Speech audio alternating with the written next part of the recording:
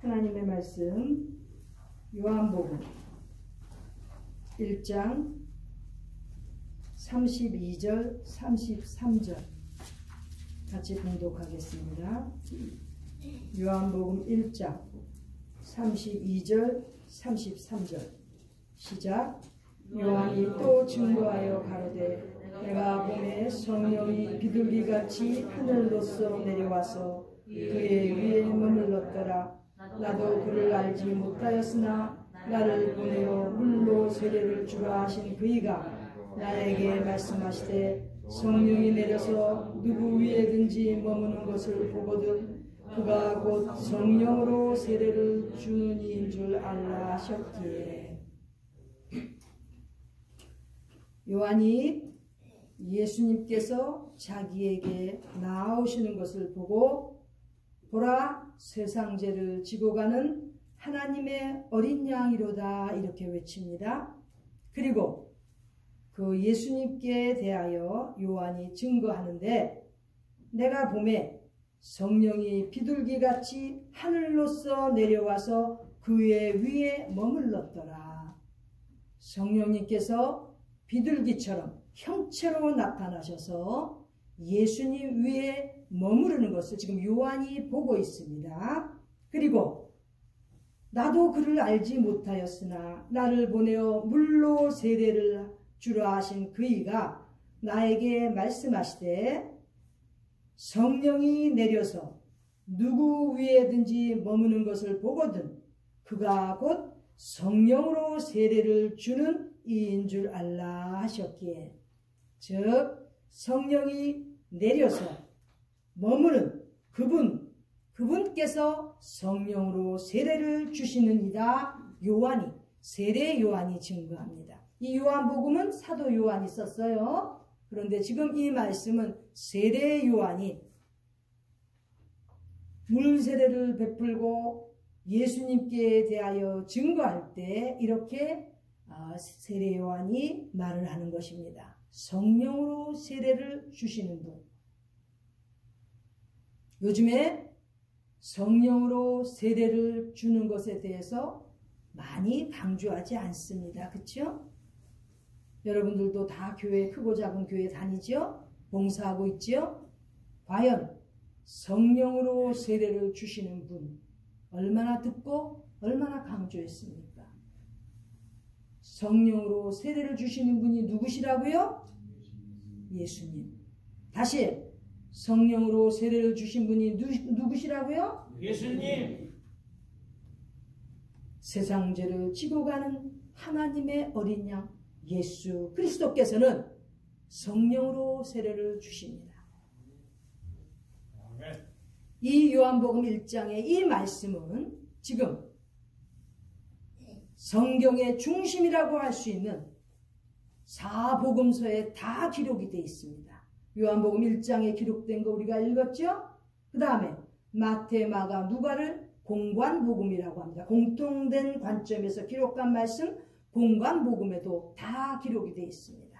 하나하나 여러분들과 다 같이 찾고 싶지만은 성경 구절들만 말씀을 드리겠습니다. 마태복음 3장 16절, 마가복음 1장 10절, 누가복음 3장 22절, 즉 마태, 마가, 누가에 다 예수님께 성령님께서 비둘기처럼 형체를 임하시는 그 내용이 다 기록되어 있습니다. 그리고 이렇게 성령님께서 예수님 위에 머무시는 것을 예수님께서도 보시고 사람들도 보고 그리고 세례 요한은 증거하기를 오늘 읽은 내용처럼 성령으로 세례를 주신 예수님에 대해서 강조하고 있는 것입니다. 마태복음 3장 11절에는 그는 성령과 불로 세례를 주신다고 되어 있고 누가복음 3장 16절에도 그는 성령과 불로 세례를 주신다고 되어 있습니다.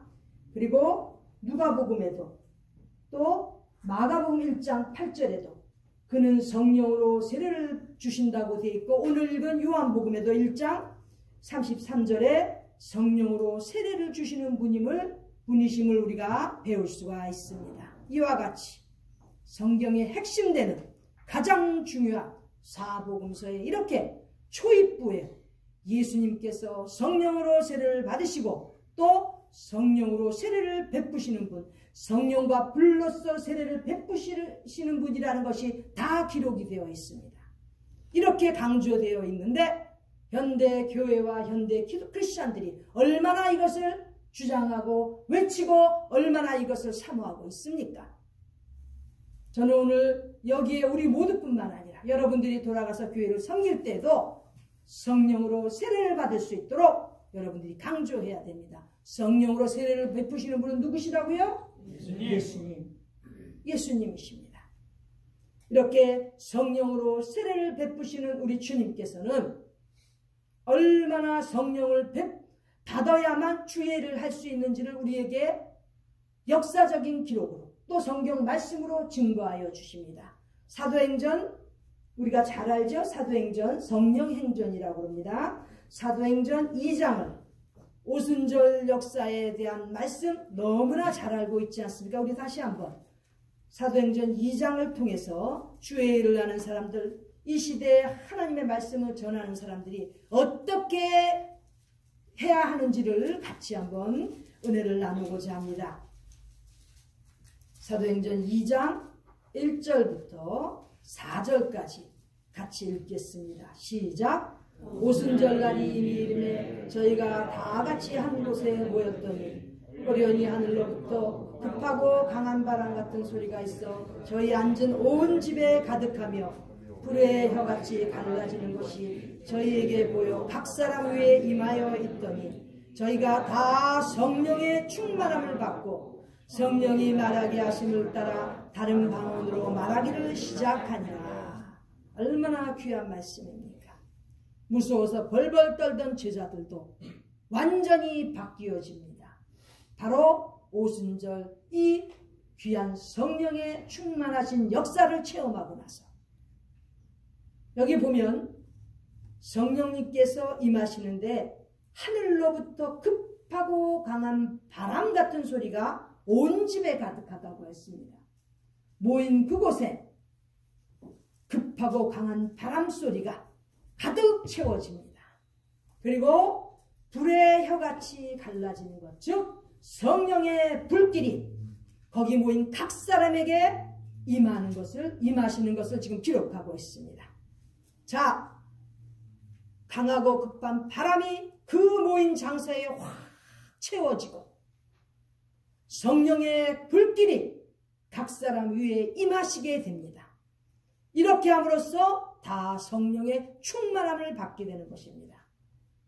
저는 여기 앉은 우리 모두 또 우리가 섬기는 그 교회와 신앙 공동체 어디서든지 이런 놀라운 성령의 충만하신 역사가 임하시기를 간절히 기원합니다. 이것은 2000년 전의 역사만이 아닙니다. 지금까지도 이 살아서 역사하시는 하나님의 말씀은 우리 모두에게 이렇게 성령의 충만함을 받도록 우리에게 가르쳐 주시고 교훈하시는 것입니다. 오늘 주의를 하고 주님의 말씀 가운데서 정말 그리스도인으로 살기를 원한다면 이렇게 성령의 충만하심을 입어서 주의를 하고 그리스도인으로 살아야 되는 것입니다. 하나님의 아들이신 세상 죄를 지고 가신 어린 양이신 그 예수님께서도 성령의 임재하심을 체험하셨고 바로 그 예수님께서 우리에게 성령으로 세례를 주시는데 우리가 성령 세례를 강조하지 않는다면 하나님의 뜻이 아니고 하나님을 기쁘시게 해드리는 자들이 아니라는 것을 우리가 명심해야 되겠습니다. 이 시대에 어느 누구를 막론하고 하나님께서 허락하신 성령의 충만하신 역사를 사모하고 구해야 됩니다. 예수님께서 말씀하셨죠. 구하는 자에게 성령을 주시지 아니하겠느냐. 예수님께서 강조하셨습니다. 그러므로 저는 개인적으로 우리 모두가 이렇게 성령의 충만함을 받아서 우리의 주변의 모든 분들, 우리가 섬기는 그 관련된 모든 신앙 공동체에서도 이렇게 성령의 충만함을 외칠 수 있는 그러한 분들이 다 되기를 바랍니다. 아멘. 이제 벌써 세월이 자꾸 흘러서 여기에 지금 웬만한 분들 다 반백을 넘게 살았습니다. 그렇죠? 이제 덤으로 사는 인생입니다. 예전에는 환갑 그랬지만 지금은 환갑이라 그래요? 아니지 않습니까? 늘 우리는 새로운 또 성령님께서 주시는 큰 힘으로 살기 때문에 나이 같은 것은 불문하. 제가 카톡에 썼죠? 모세가 살던 그 살은 만큼 120세 우리도 거뜬히 살다가 가야 되지 않겠냐 이거죠.